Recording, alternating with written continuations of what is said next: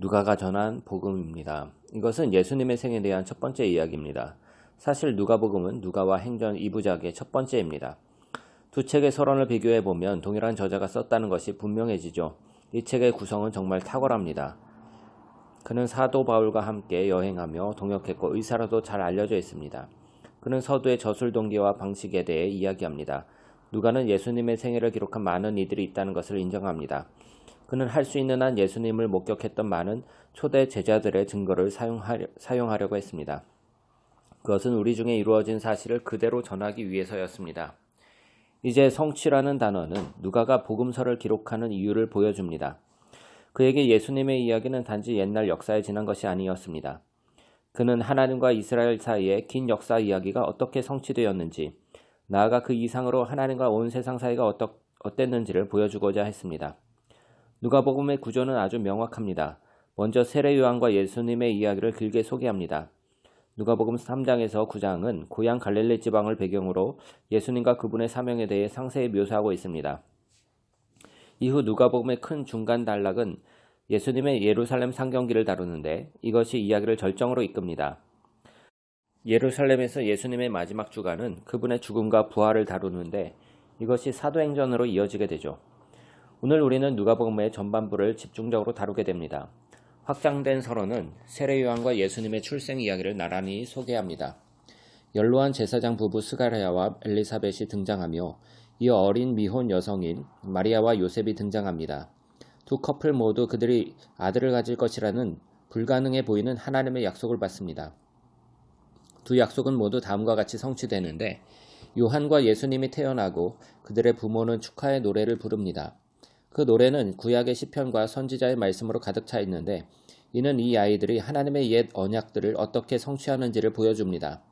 이는 또한 이어지는 이야기에서 각 아이들이 맡은 역할을 미리 보여줍니다. 요한은 이스라엘이 그들의 하나님을 만나도록 예비시키는 토라와 선지서에서 약속된 예언자요 사자입니다. 예수님은 이스라엘에 대한 하나님의 통치를 가져오는 다윗에게 약속된 메시아 왕이십니다. 이는 하나님이 아브라함에게 약속하신 것과 같은 열방에 대한 하나님의 축복입니다. 이후 마리아는 예수님을 율법의 관례에 따라 예루살렘 성전으로 데리고 갑니다. 거기서 두 나이 많은 선지자 안나와 시므온이 예수님을 보고 그분이 누구이신지를 알아차립니다. 시므온은 선지자 이사야에게 영감을 받은 노래를 지어 부릅니다. 그는 이 아이가 이스라엘을 위한 하나님의 구원이며 열방의 빛이 되실 것이라고 말씀합니다. 이 모든 기대와 함께 이야기는 본론으로 이어집니다.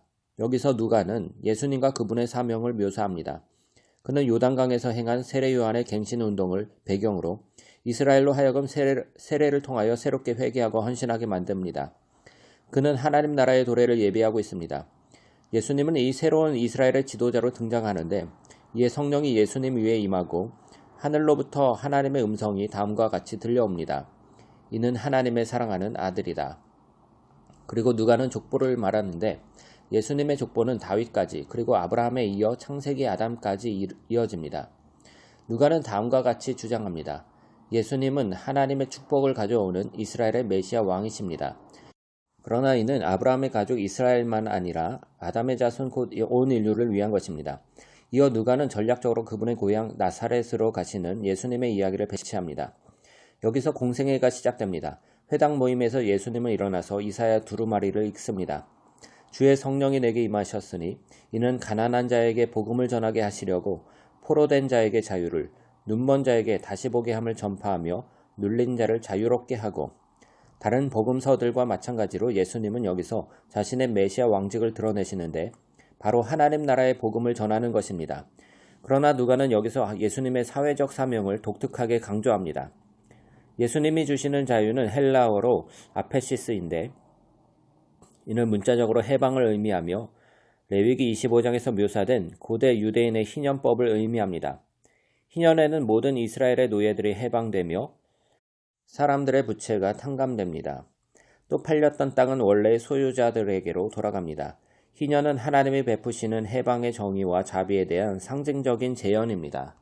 예수님은 해방의 복음이 특별히 가난한 자들을 위한 것이라고 말씀하셨습니다.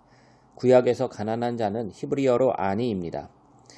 그것은 돈을 충분히 갖고 있지 않은 사람들보다 더 넓은 의미를 갖습니다. 이는 그들의 문화에서 낮은 사회적 지위를 갖고 있는 사람들, 즉 장애인, 여성, 아이들, 그리고 노인들과 같은 사람들을 가리킵니다. 또한 다른 인종과 같은 사회적 소외계층을 포함하기도 하며 가난한 삶을 선택할 수밖에 없는 이들은 기존의 종교 집단 밖으로 내몰렸습니다. 예수님은 하나님의 나라가 특별히 그들을 위한 복음이라고 말씀하셨습니다.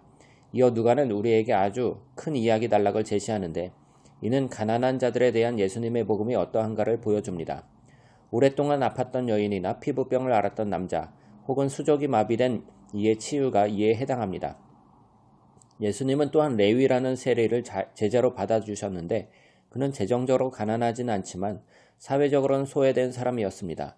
창녀를 용서하시기도 합니다. 누가는 예수님의 나라가 어떻게 사람들의 생활 환경을 회복시키고 되돌릴 수 있는지를 보여줍니다. 예수님은 하나님 나라의 치유 능력을 발견하도록 초대된 무리의 영역을 확장하십니다. 예수님의 사역을 통해 많은 무리가 모였을 때 그분은 더 충격적인 행동을 하십니다. 예수님은 그 사람들을 12사도로 임명하심으로써 새 이스라엘을 만드시는데 그들은 이스라엘 12지파에 해당합니다. 또 예수님은 전복적인 나라를 선포하십니다. 누가는 그것을 평지설교라고 부릅니다. 그분은 소외된 이들과 가난한 이들을 위한 하나님의 사랑을 말씀합니다. 이는 예수님의 나라가 우리의 모든 가치체계를 뒤집어 버림을 의미합니다. 예수님은 여기서 그분의 초대에 응하는 새로운 하나님의 백성을 만드십니다. 그들은 가난한 자들을 섬김으로써 급진적인 관용을 실천하고 섬김의 리더십을 행하는 이들입니다. 또한 평화와 용서의 삶을 살며 종교적 위선을 거부하는 진실된 신앙인입니다. 급진적인 나라에 대한 예수님의 이상은 하나님으로부터 왔습니다. 그 나라는 이스라엘 종교 지도자들의 저항과 논쟁을 초래했습니다. 이러한 그분의 전도는 그들의 종교적 전통과 사회적 안정감에 대한 위협이었습니다. 그들은 예수님을 신성모독자요, 죄인들과 함께하는 술꾼이라고 비난하기 시작했습니다. 이 단락은 제자들에게 행하신 예수의 사명에 대한 새로운 계시에서 절정에 이릅니다. 예수님은 자신이 메시아 왕이라고 말씀하셨고 예루살렘에서 돌아가심으로써 이스라엘에 대한 통치를 확증하실 것이라고 말씀하셨습니다.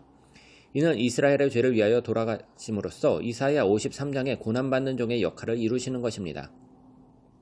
이 놀라운 아이디어는 새 제자들과 함께 산에 오르시는 다음 이야기에서 충격적으로 제시됩니다. 예수님은 호련히 제자들 앞에서 변화하십니다. 그들은 이는 나의 택한 아들이다 라고 선언하시는 하나님의 임재의 구름 속에 에워싸입니다. 거기에 모세와 엘리야가 나타났습니다. 그들은 모두 산에서 하나님의 현존과 음성을 마주했던 선지자들이었습니다. 누가는 그들이 예수님의 출애굽에 대해서 함께 이야기하고 있었다고 말합니다.